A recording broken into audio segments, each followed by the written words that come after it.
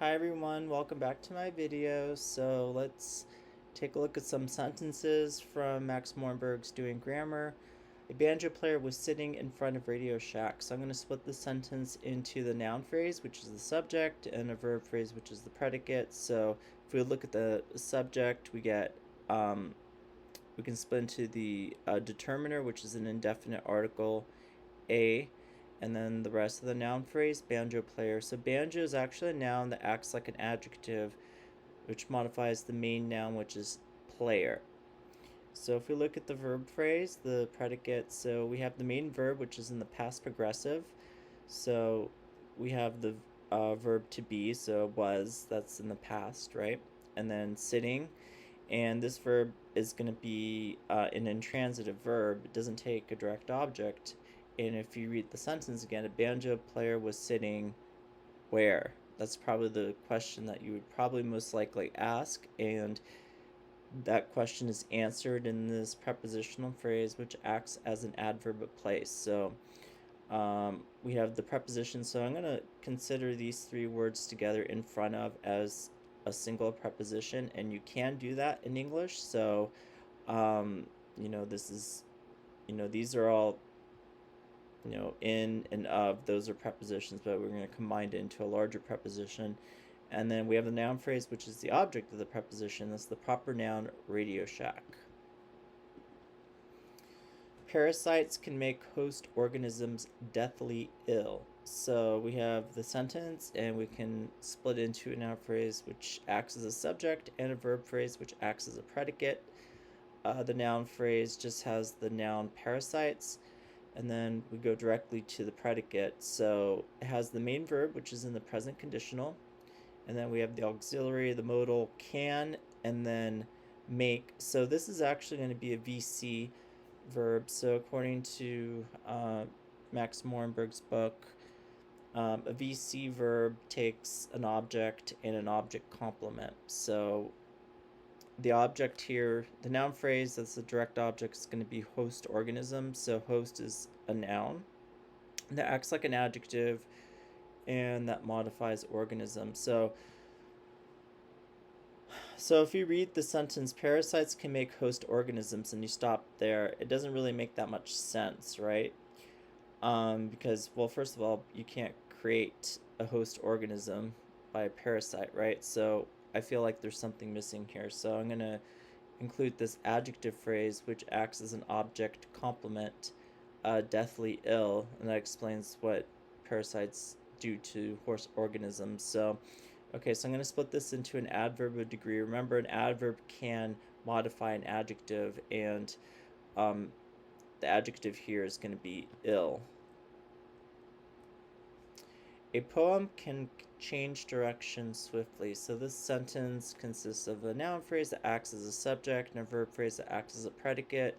So we have the determiner, indefinite article a, and then the main noun, which is poem, and then again we have this main verb that's in the present conditional. We have the modal can, and then change.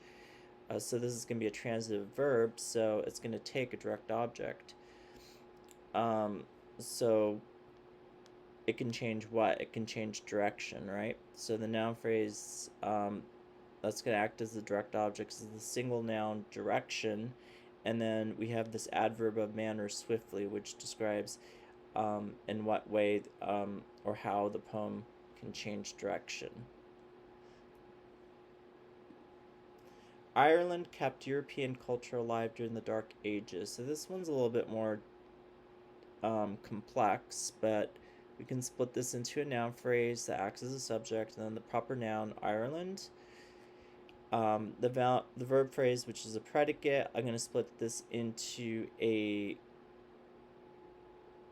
main verb, which is in the past tense, and I'm going to say it's a VC verb that takes an object and an object complement. So the direct object is going to be European culture, which has an adjective which modifies the noun culture.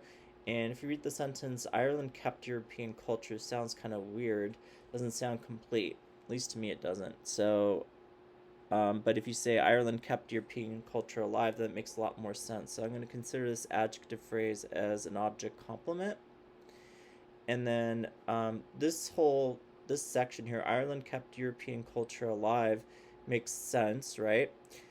And then during the Dark Ages, that answers the question, when did Ireland keep European culture alive? So um, this prepositional phrase that acts as an adverb of time is going to be during the Dark Ages, right? So it consists of the preposition during and then the Dark Ages. So that's going to be the object of the preposition's noun phrase.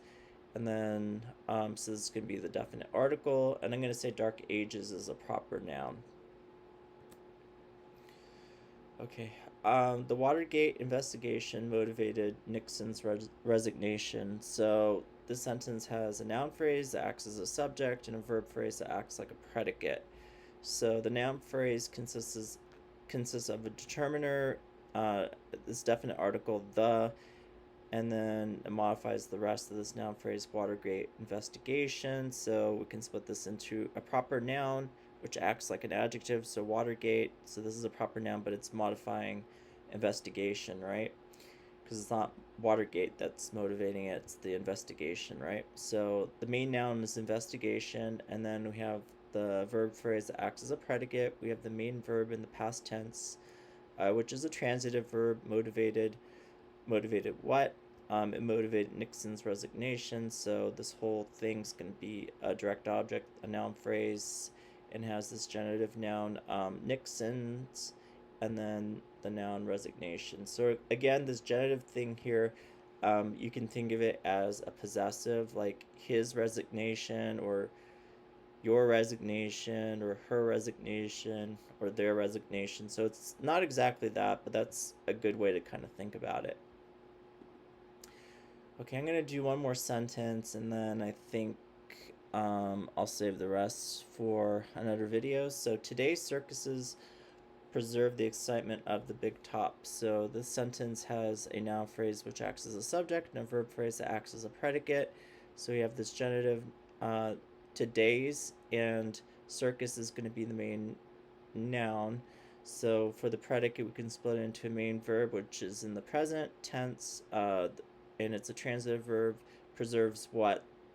The answer to that is the excitement of the big top. So this whole noun phrase is going to be a direct object. So we have the definite article, the, and then this noun phrase you can split into the main noun, which is excitement, and then this prepositional phrase acts as a genitive. It has the preposition up, and this proper noun, big top, actually the big top. So just so you know, I don't know if I actually mentioned this, but you know, if you have something with apostrophe s, usually it's genitive. Also, if you have the preposition of the or of something, right, it kind of shows like this possession or ownership. So at least according to Max Morenberg's book, you know, this is treated as a genitive too. Okay, everyone, well, I hope you enjoyed watching my videos. I'll make some more, and I hope everyone has a good night. All right, take care. Bye.